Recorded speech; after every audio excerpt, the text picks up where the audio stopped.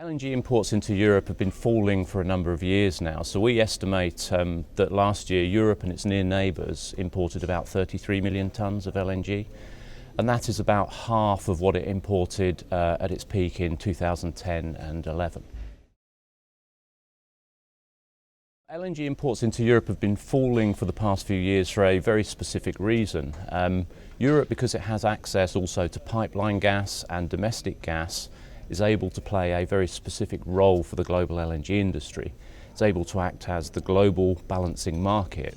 So in recent years, as we've seen Asian demand steadily increase and outpace supply, Asia has tended to pull more LNG from the European markets, and Europe's been able to balance itself using pipeline and domestic supplies. Actually, expectations are that imports will actually start to rise over the next few years again.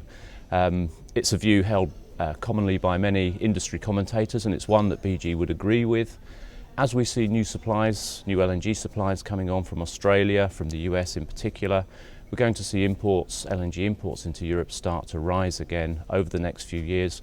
And by the end of the decade, they should be back to about the peak that we saw in 2010.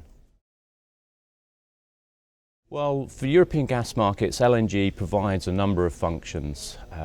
Firstly, it provides a baseload supply into some markets, for example, Spain, France, Italy.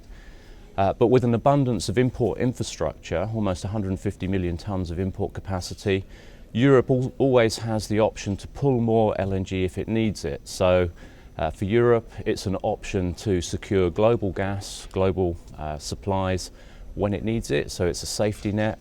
And in addition, for some of the newer importers, for example, Lithuania, Poland, which will start importing shortly, it's an opportunity to diversify supplies away from a single supplier in the case of those two countries.